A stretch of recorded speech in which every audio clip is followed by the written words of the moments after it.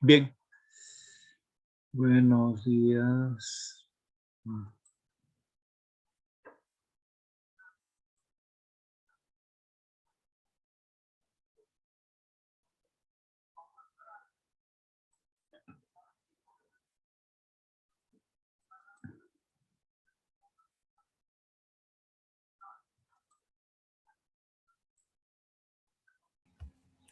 Buenos días, profesor. Buenos días, Andrés. Bien, vamos a dar inicio. El día de hoy tenemos a un autor de la literatura española que corresponde a Fray Luis de León. Como su nombre lo indica, fue un fraile integrante del clero o de la Iglesia Católica, pero también creador literario. Entonces nos dejó hermosas composiciones poéticas dentro del género lírico. Me refiero a Fray Luis de León. Bien, ¿quién fue Fray Luis de León? Fray Luis de León nació en Belmonte del Tajo en 1527. Fue un poeta humanista y religioso. ¿Qué quiere decir humanista? Poeta humanista quiere decir que tuvo la tendencia del Renacimiento. El Renacimiento se enfoca su creación en el hombre, entonces humano de hombre. Entonces su composición poética está relacionada a la vivencia y el pensamiento del hombre y la religión, puesto que él era un fraile. Bien, fue uno de los escritores más importantes del siglo XVI. Bien, veamos algunos aspectos de su biografía. Su padre era un abogado y consejero regio que residió en Madrid y Valladolid, ciudades donde hizo estudios de niño. Cuando cumplió los 14 años marchó a estudiar a Salamanca, ciudad que constituyó el centro de su vida intelectual como profesor de su universidad. Empezó su lucha por las cátedras, la de la Biblia, la de Santo Tomás. Estuvo un periodo en la cárcel por traducir la Biblia a la lengua vulgar sin licencia, concretamente por su célebre versión del Cantar de los Cantares. El Cantar de los Cantares es un pasaje de la Biblia. Entonces, por haber hecho esa traducción, le costó ir a la cárcel, ¿no? Entonces, porque no tenía autorización de la Iglesia Católica, especialmente de Roma. En prisión escribió de los nombres de Cristo. En su formación religiosa, no hizo que compusiera muchas obras de los nombres de Cristo, un título, y varias poesías, entre los cuales está Canción a Nuestra Señora. Eso quiere decir a Santa María. Tras su estancia en la cárcel fue nombrado profesor, ¿no?, de filosofía moral y un año más tarde obtuvo la cátedra de Sagrada Escritura. ¿Qué significa cátedra? Cátedra es todo lo que concierne a la enseñanza de educación superior. Fray Luis de León fue catedrático de la Universidad de Salamanca, ¿no? Entonces, ¿qué enfocaba ahí? ¿Qué enseñaba? La Sagrada Escritura. En la universidad fue profesor de San Juan de la Cruz. San Juan de la Cruz también otro personaje importante de la literatura y del clero. ¿Bien? Veamos qué más. Las envidias y rencillas entre órdenes y las denuncias del catedrático de griego, León de Castro, uno de sus colegas, entre otros profesores, le llevaron a la cárcel de la Inquisición, bajo la acusación de preferir el texto hebreo del Antiguo Testamento a la versión latina. Entonces, esto explico. La Biblia está traducida a muchas versiones, por ejemplo, la Vulgata latina, ¿no? El estilo de Jerusalén, ¿no? Entre otras. Entonces, son varias versiones. Cada versión tiene un manejo de parafraseo de la Biblia. Prosigo con el tema. Aunque era inocente de tales acusaciones, su prolija defensa alargó el proceso. ¿Qué significa prolija? Para razonamiento era, prolija es extensa. Con esto no quiere decir que Fray Luis de León compuso muchas composiciones poéticas. Compuso poesía, compuso obras en prosa. Una de sus obras es Los Nombres de Cristo, bien, en un estilo de ensayo. Defensa alargó el proceso que se demoró 5 largos años, tras los cuales fue finalmente absuelto. Poco antes de su muerte era provincial de su orden y había sido denunciado nuevamente ante la Inquisición. La muerte le sorprendió en Madrigal de las Altas Torres cuando preparaba una biografía de Santa Teresa de Jesús. Bien, Santa Teresa de Jesús también fue una santa muy importante dentro de la Iglesia Católica. Tras su muerte, sus restos fueron llevados a Salamanca, en cuya universidad descansa. La Universidad de Salamanca es una de las principales universidades de España, bastante antigua, ¿no? Desde la época medieval.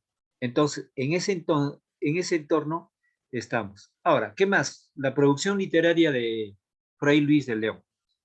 Entonces, la producción literaria de Fray Luis de León se enmarca en dos grandes géneros. Primero, la poesía, que enrumba más en el género lírico, más en su época como género lírico, y en la prosa. ¿Bien? Entonces, algunos aspectos aquí en la diapositiva explico. Como poeta desarrolló la lira como estrofa, pero prefería el endecasílabo para las traducciones de poetas latinos y griegos, que por lo general realizaba en tercetos encadenados o en octava real. El año pasado ya en literatura ya hemos visto que es una octava real, que es un terceto, ¿no? Entonces, ya voy a volver a recalcar. Ya hemos visto que es un endecasílabo. ¿Qué es una lira? Una lira, acá está la palabra que estoy señalando con el cursor. Una lira es una forma estrófica de composición que tiene 5 versos. Cada estrofa tiene 5 versos. ¿Dónde están los versos del endecasílabo? El endecasílabo es verso de 11 sílabas métricas. ¿Bien? Y ahora amplío. Cuando dice latinos y griegos, el clérigo de esta época, de la época de Fray Luis de León, todo clérigo tenía que manejar el latín a perfección y el griego a perfección, y el castellano desde luego. Hoy en día los sacerdotes no manejan eso. Ellos sí manejaban el latín y el griego.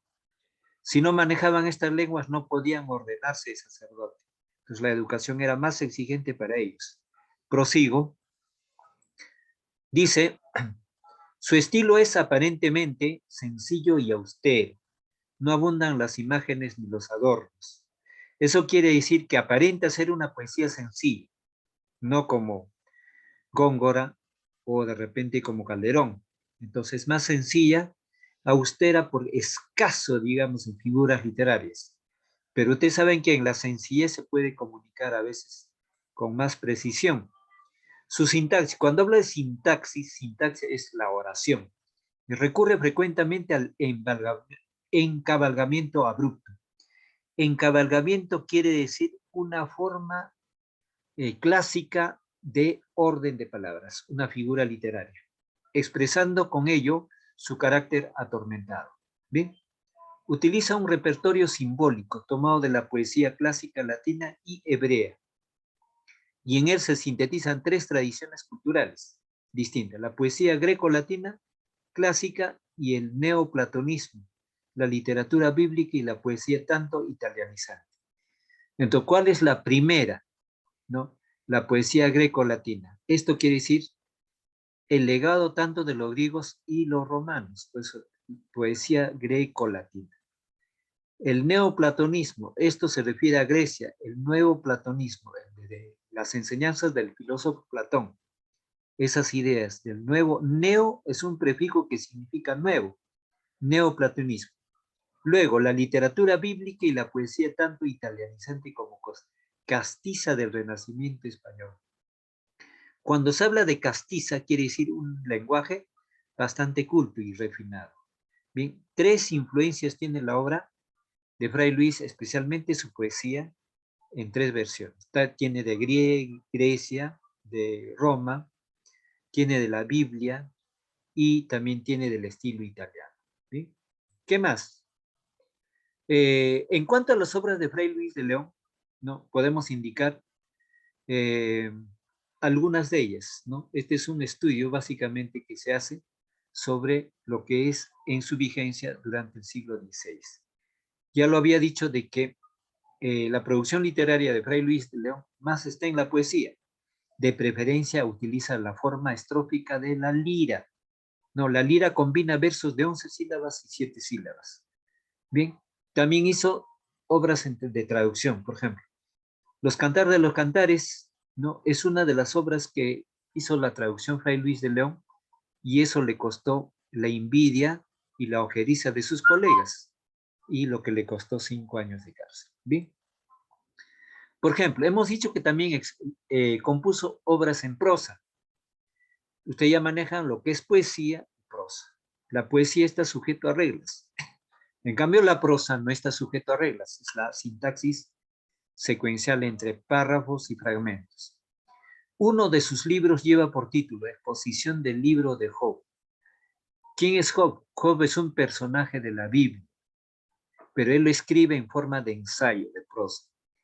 Explica ese ámbito sobre el libro de Job. ¿Bien? Entonces, también tenemos obras traducidas. Una de sus obras es el Cantar de los Cantares, ¿no? Que tiene un contexto básicamente de su formación religiosa. Bien, entonces veamos algo más. Ahora sí vamos a ver el estilo de su poesía. Fray Luis de León compuso las odas. ¿Qué es una oda? Es igual, por ejemplo, cuando dijera en otra ocasión, el soneto. Un soneto es una composición poética de 14 versos divididos en 2 cuartetos y 2 tercetos. ¿Y qué es una oda? Oda es una composición poética en un tono muy solemne, de respeto, de admiración, ¿no? En un lenguaje muy alturado. Diríamos una especie de admiración a alguien. Entonces, Oda a la vida retirada. Entendamos el título, Oda. En otras palabras, diría mi admiración a la vida retirada, ¿no? El respeto a la vida retirada. Entonces, ¿la vida retirada qué es? La vida retirada es la vía del campo. No hay bulla, no hay contaminación, está la naturaleza con sus diferentes elementos, las montañas, los árboles, las aves, las otras especies, el arrullo de las aguas, la vida retirada. Entonces, en este caso, escribió muchas odas, Fray Luis de León. ¿Qué dice? Estos son versos. Qué descansada vida la del que huye del mundanal ruido. Y sigue la escondida, senda por donde han ido los pocos sabios que en el mundo han sido. Entonces, hasta aquí estamos viendo el respeto que le tiene a una vida retirada. Bien, entonces, prosigue, que no le enturbie el pecho de los soberbios grandes el estado, ni del dorado techo. Se admira fabricado del sabio moro que en jaspe sustentado. Entonces, hasta aquí, no, el respeto por la naturaleza, la admiración por la naturaleza, pero también la indirecta que le lanza a las autoridades, ¿no? La soberbia, el Estado. El techo dorado significa el palacio, ¿no?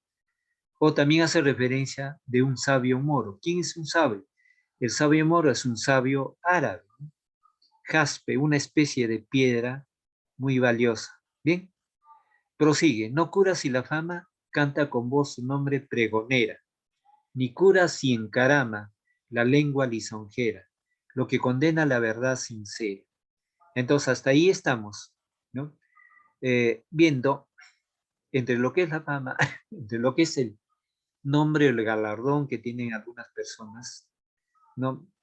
Lo que es alusión de que esas cosas no manifiestan algo tranquilo, sino que también en la mentira, ¿no? La adulación, eso significa la lisonjera, lo que dice en contra de la verdad sincera.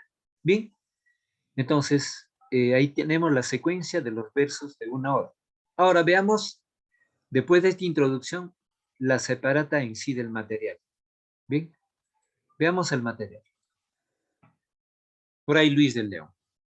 Entonces, cuando hemos dicho perfil, ¿no? Perfil es el mérito que ha llegado a tener el autor, pero también sobre su procedencia. Entonces dice, escritor español en lenguas castellana y latina. Se le considera el máximo exponente de la literatura ascética. ¿Qué significa ascética?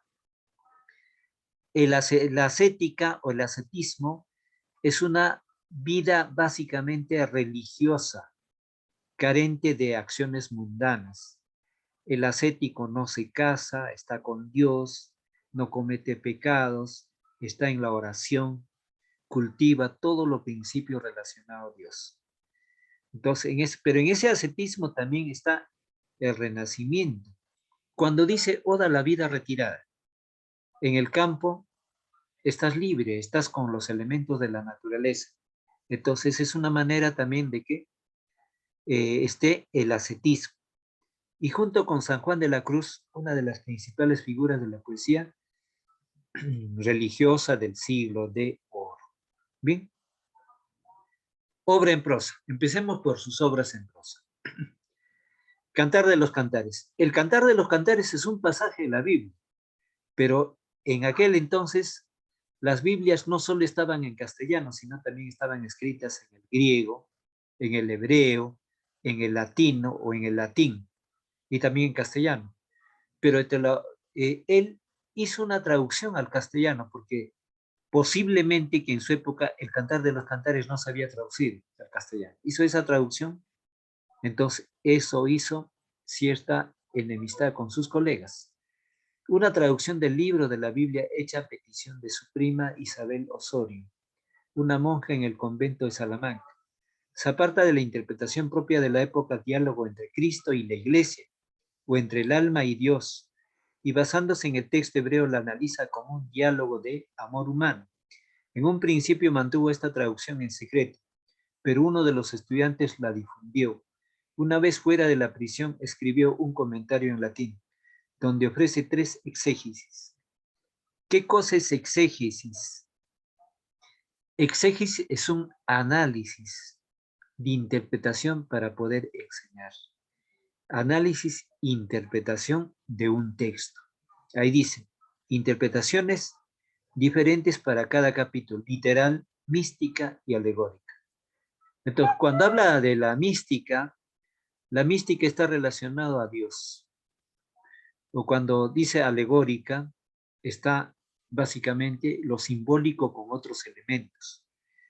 Entonces acá, retomo acá cuando dice alma y Dios. Entonces, esa es una manera de la vida vivencial de lo que es el ascetismo. Otra obra en prosa corresponde a La Perfecta Casada, dirigida a su sobrina María Varela Osorio con motivo de su boda, inspirado en el libro de los Proverbios, capítulo 31. Ofrece una reflexión sobre las virtudes que han de adornar a la mujer casada. Esta obra fue considerada el manual de perfección para la mujer cristiana. ¿Bien? Otra obra en prosa es la exposición del libro de Job. Como verán ustedes, todo está referente a los temas religiosos de la Biblia, pero él lo lleva a la prosa con una interpretación, con una enseñanza. Entonces ahí dice traducción al castellano del texto hebreo. Entonces estaban en lengua hebrea. Su preocupación por captar todos los matices del original le lleva a ofrecer la traducción literal, un comentario en prosa y una paráfrasis en verso. ¿Qué es una paráfrasis? Una paráfrasis una paráfrasis es decir, escribir o interpretar palabras sobre un texto, sobre una cita. Entonces, hay otra palabra que existe, perífrasis. Perífrasis es otra cosa. Paráfrasis es otra cosa. Entonces ya tomo. Paráfrasis es redactar o decir un texto, una cita con tus propias palabras. ¿Bien? Entonces, una paráfrasis en verso, el libro intenta relacionar la experiencia de Job con la suya propia, a su paso por la cárcel de la Inquisición.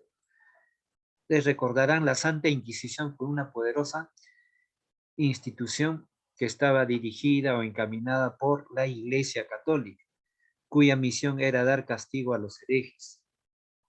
Entonces, justamente a Fray Luis de León lo encaminan a ese ámbito de ser hereje, ¿no? Pero no fue así. Y otra obra en prosa corresponde desde los nombres de Cristo. El propósito del libro es la divulgación de la nueva exégesis bíblica. Ya expliqué qué cosa es exégesis. Exégesis es la ilustración, la interpretación. ¿De qué? De la Biblia en este caso, ¿no? O también puede ser de otros temas. Para ello utiliza la ficción literaria del diálogo. Entonces, la ficción quiere decir una mentira, pero mediante el diálogo. 3 monjes agustinos, Marcelo, Sabino y Juliano, participan en una conversación sobre los nombres de la Sagrada Escritura da a Cristo y su significado. La obra presenta la fusión de la exégesis bíblica clásica, el neoplatonismo, o sea, la nueva versión del platonismo, de Platón, renacentista. Referencias a la literatura clásica de Horacio y Virgilio. ¿Quiénes fueron Horacio y Virgilio? Horacio fue un poeta latino, Virgilio fue un poeta latino. Ambos son de Italia, ¿no? Y la tradición de los santos padres. Entonces, cuando estamos hablando de Horacio y Virgilio, como estamos en literatura, son grandes poetas de la literatura italiana, Horacio y Virgilio, que dieron escuela a futuros poetas y escritores. Fueron maestros, porque todos los literatos de la época del siglo de oro admiraron, han leído sus obras, ¿no? Luego, y la tradición de los santos padres, ¿bien? Ahora, veamos en poesía. Fray Luis de León, la poesía de Fray Luis de León, Soda, a la vida retirada. Fue publicada en 1639. Su poesía representa tres fuentes principales: la Biblia, el humanismo renacentista y el clasicismo y la exaltación a la vida del campo, o el Beatus Ill. ¿Qué significa Beatus Ill? ¿No? Beatus Ill significa vive a lo máximo ese día, valora ese tiempo de ese día, puesto que otro momento ya no será igual. No, valora el tiempo y disfruta de ese momento, quiere decir Beatus Ill.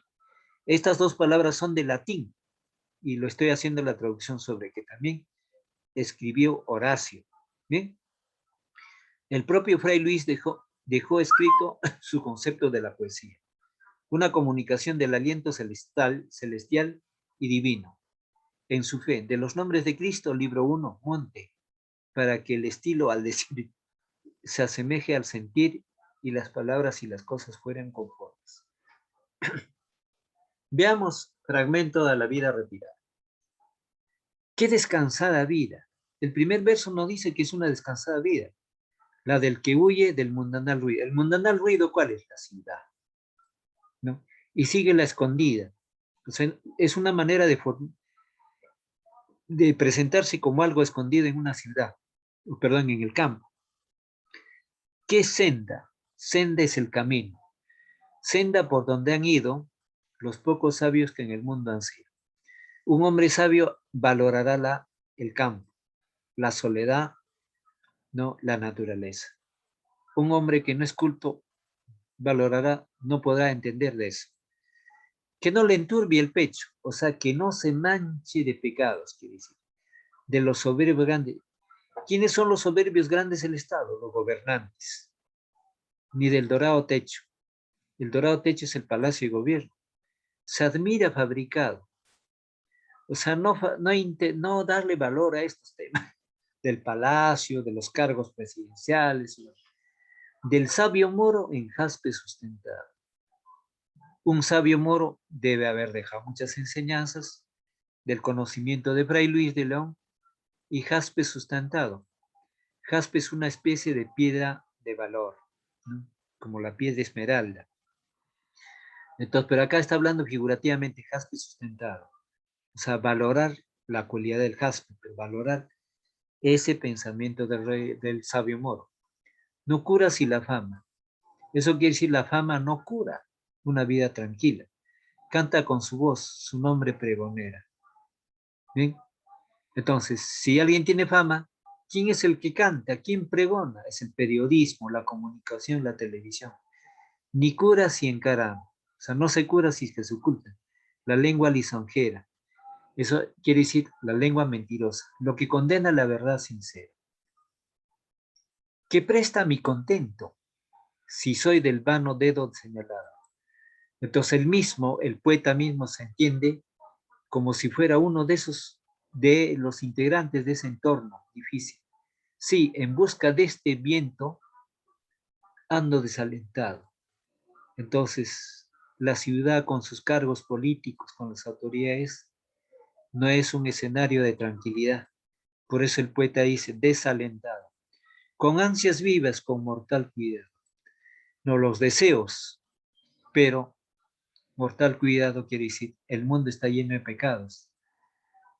Acá viene la admiración a la naturaleza. Oh monte, oh fuente, oh río, oh secreto seguro, deleitoso. Roto casi el navío, a vuestro alma reposo. Huyo de aqueste mar tempestoso. ¿Cuál es el mar tempestoso? El mar tempestoso es el desorden, el caos, la bulla, la contaminación, el exceso de tecnología. Siguiente estrofa. Hemos dicho que Fray Luis de León prefirió la lira. Esta es una lira. 1, 2, 3, 4, 5 versos. Cada estrofa es de 5. Tiene su rima, tiene su métrica.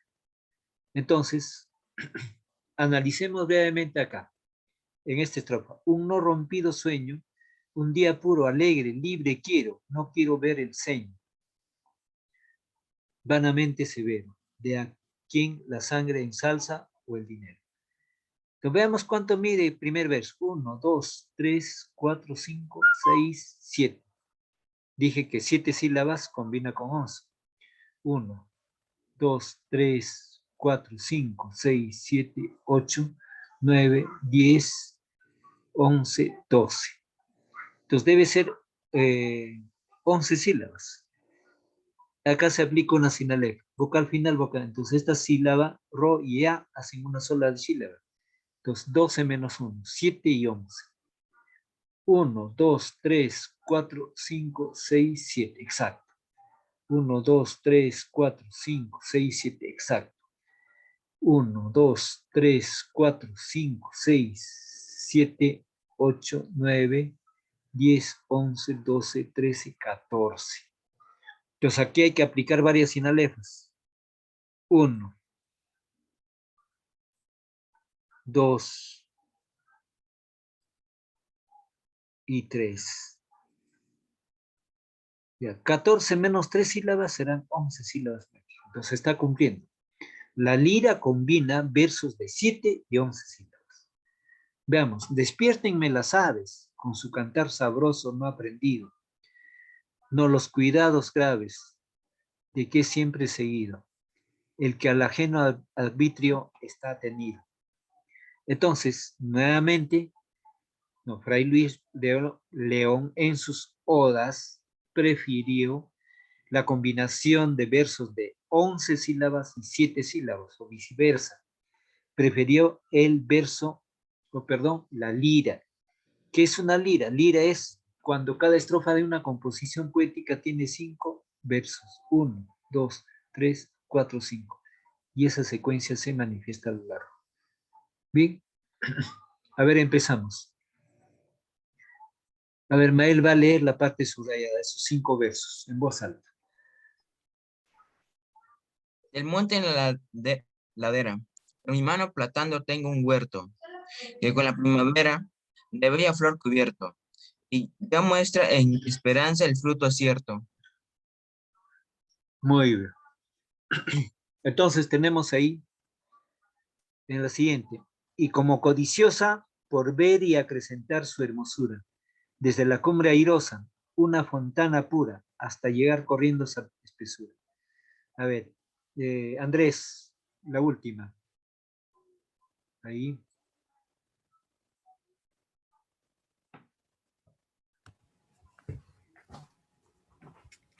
Y luego sosegada el paso entre los árboles, torciendo el suelo de pasada, de verdura vistiendo, y diversas flores va, es, va esparciendo. Ya, muy bien, gracias. Entonces, vamos a hacer un ejercicio breve aquí. Vamos a empezar con el tratamiento de la primera lira. Ustedes van a tomar apuntes de esta composición poética de la primera estrofa, dividen en sílabas métricas y luego precisan su rima. Bien, entonces, los versos deben ser de 11 y 7 sílabas métricas. 11 y 7 sílabas métricas.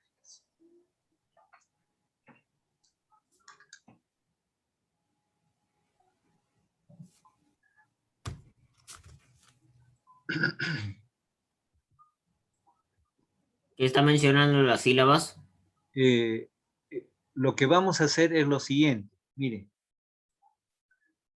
se va a separar en sílabas métricas. cuánto mide el primero, segundo verso. Y anotan, los versos deben ser de 7 o 11 sílabas. Y cuando excede, aplicamos la licencia poética. Ya, entonces, veamos ahí.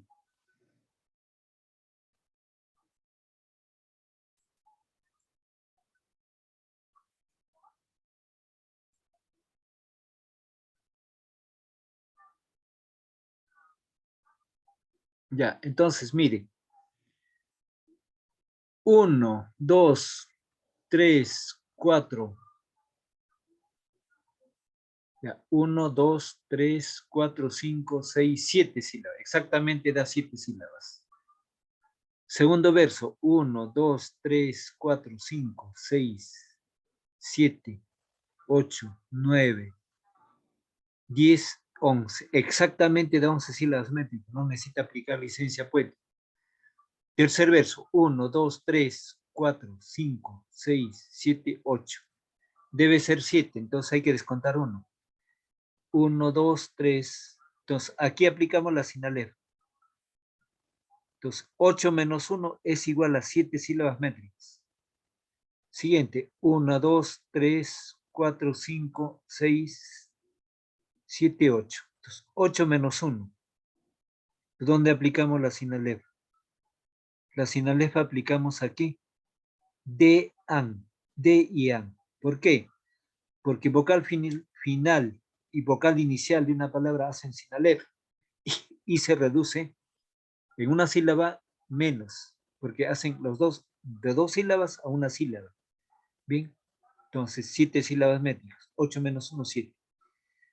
1, 2, 3, 4, 5, 6, 7, 8, 9, 10, 11, 12, 13. Entonces hay que descontar 2 sílabas. Entonces, aplico una sinalefa acá, quedaría 1, y aplico otra sinalefa acá, O y A. Entonces, 3 menos 2 es 11 sílabas métricas. Entonces, con esto estamos viendo que Fray Luis de León utilizó el verso endicasílabo de 11 sílabas y el verso heptasílabo de 7 sílabas. Todo este estilo de versos por números en sílabas métricas ya fue un adelanto de manejo literario en Italia. En la época medieval, Italia ocupaba el número 1 en cuanto a la ciencia y tecnología de la época, conocimiento de artes, humanismo, etc. Todos los ricos de España iban a estudiar allá para formarse mejor. Es igual que un estudiante peruano en el momento actual tenga que irse a Harvard, Michigan, o la Universidad de Cornell, o la Universidad de Stanford, porque la educación es mejor allá. El profesor gana mejor, tiene mejores medios de transporte, de facilidad, etcétera, por muchas razones. Entonces, en la época de Fray Luis de León, admiraban mucho a los poetas latinos, sin dejar de lado la religión, ¿no? Valoraban los títulos de las obras, el contenido de las obras. Entonces, aquí pregunto, ¿qué es una oda a Mael?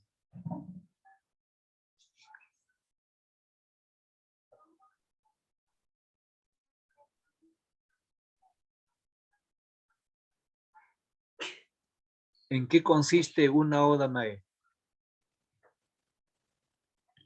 Fray Luis compuso odas. ¿Qué es una oda?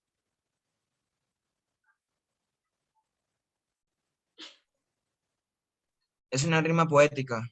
Ya, muy bien. Es una poesía, es una composición poética que tiene la característica de combinar versos de 11 sílabas y 7 sílabas, pero utiliza la forma estrófica denominada lira. Lira es una composición que tiene 5 versos en cada, esa es una lira. Pero lira también es un instrumento musical. Entonces, la lira se ha convertido en un símbolo para poder entender, comprender toda manifestación literaria. Bien, entonces, preguntamos a Andrés, las obras de Fray Luis de León estuvieron divididas en 2 grandes grupos. ¿Cuáles fueron esos grupos?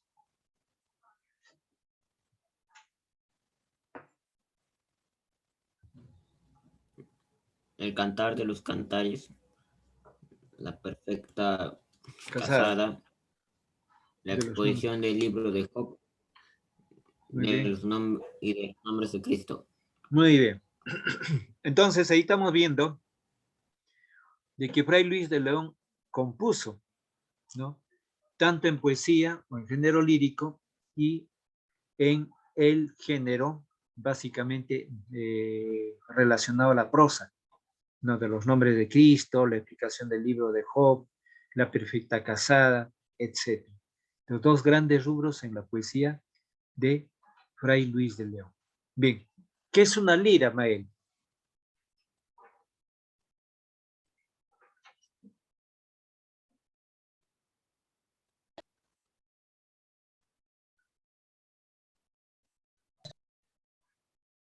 Ya, amplió. La lira es una forma, es una composición poética, ¿no? Estrófica, o es una composición estrófica, en cualquiera de los términos, que posee 5 cuerdas en cada instrumento.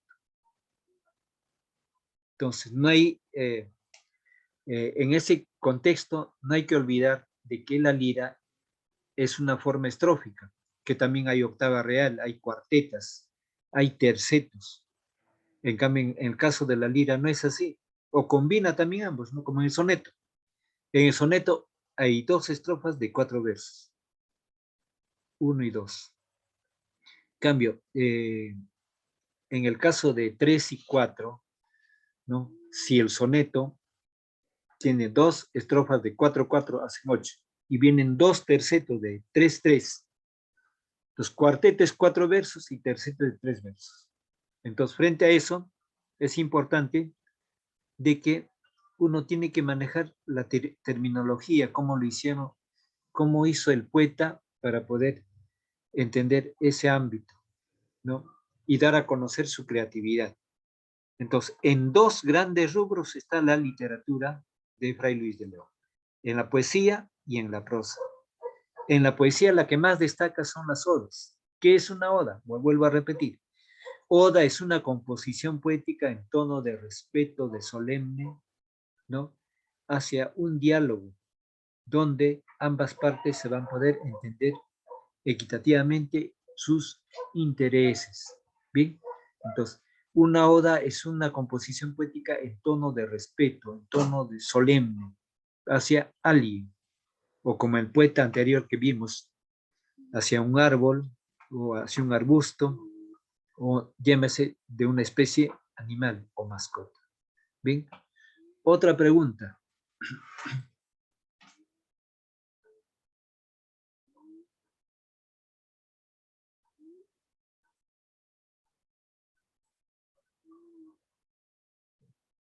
Dejar la tarea, profesor. Sí, hoy día sí. Breve nada más, todo lo que estoy explicando. Entonces, retomemos. Las obras de Fray Luis de León tiene 2 grandes géneros. El género lírico que está en la poesía y el género básicamente en prosa, ¿no? Entonces, en el estilo de prosa están los nombres de Cristo, ¿no? La perfecta casada, el cantar de los cantares, etc. Bien, entonces, hasta aquí nuestra sesión de clase. Entonces, voy a mandar en el link, ya no se va a colgar los videos en la plataforma, ya no tiene capacidad. Entonces a mi canal de YouTube ya lo voy a colgar los videos. Y en el grupo WhatsApp voy a mandar un link para que puedan entrar al video de esta clase. Bien, entonces voy a cerrar ya siendo ya la hora finalizada de la sesión. ¿Alguna pregunta al respecto? Yo no tengo ningún Ya. Yo no tengo ningún problema, profesor. Andrés, No mal, dijo. ya, muy bien. Entonces, hasta el día de mañana.